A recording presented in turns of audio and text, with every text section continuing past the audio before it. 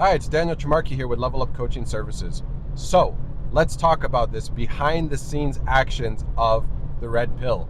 There are certain aspects that happen that were not discussed in the book, but they're important aspects to understand in life. Okay? So, it starts with the power leverage.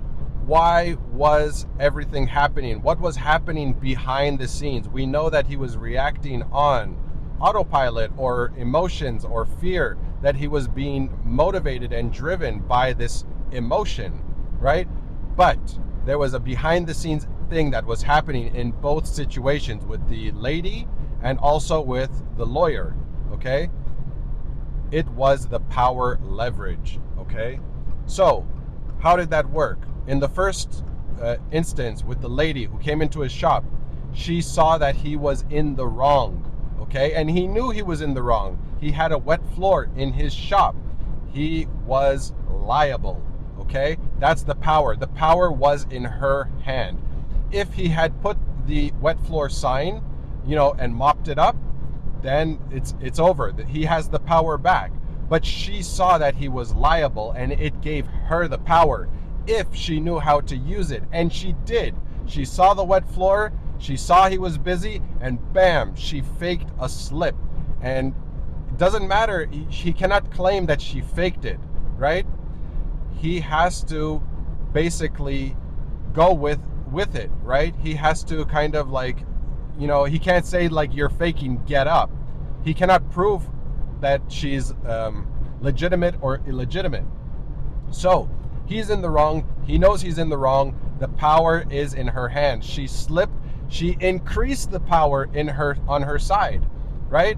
Now she's looking for the payout, but he's not even thinking about the payout. He didn't even know it was possible. He's scared, and he's like, I got to defend myself. I got to defend my business. I can lose my house. I can lose my car. He went from he brought it in his mind from A to Z in 2 seconds. Okay, so the next situation, he's at the lawyer, right? He's at the lawyer. The lawyer meets with him. He sees him right away. He knows right away that this guy is scared. Okay, then he starts talking and he admits, yes, I'm wrong. And the lawyer could have easily made it go away. He could have said, listen, you can talk to her directly. You don't need to come to me. I will cost you a million times more than what it is. But that's not how he pays his mortgage, okay? He pays his mortgage through you. Okay, so the power was that Mr. Novak needed his help. He needed his services, right? And that's where his power went up. And the fact that he was able to reassure him and oh, don't worry, we'll make this go away for you. My success rate is 96%. He's like, yes, guaranteed, it'll go away. This guy, he's top rated. If he told me 50-50, get out of here. I don't need you, right? So anyways, that's how the power leverage was being used against him. If Mr. Novak was at the lawyer and he said, listen, I'm going to shop around. Thank you so much. He paid his consultation fee of couple $100, and he's like, I'm going to look at my options. Now, he got the power back, right? The power is no longer with the lawyer. The power is with him because he has the choice, right? But he got sucked into this other guy's game, and that's it. He got played. He got played both ways.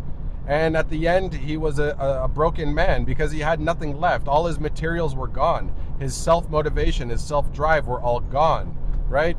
So anyways, that's a behind the scenes. It wasn't discussed in the book. It was seen in the book.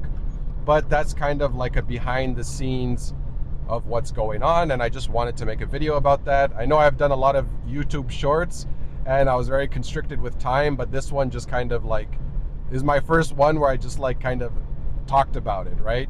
It's an important aspect because this power leverage, it happens to us all throughout life with other people in different ways, and we need to be aware of it so that we can kind of know how to use it to our advantage and kind of protect ourselves from it being used to us.